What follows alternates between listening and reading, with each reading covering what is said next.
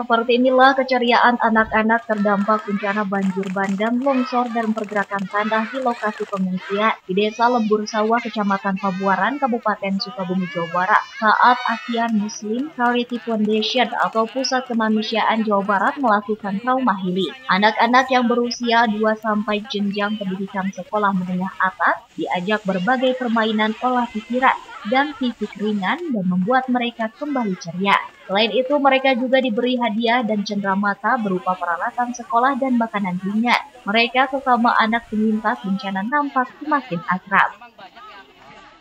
Kebetulan anak-anak yang kebanyakan sudah kembali bangkit, sudah ceria, dan alhamdulillah tadi ada beberapa kegiatan yang dilaksanakan pada trauma healing, terutama permainan kepada anak-anak, games, dan juga membuat anak-anak itu tertawa kembali gitu, Pak.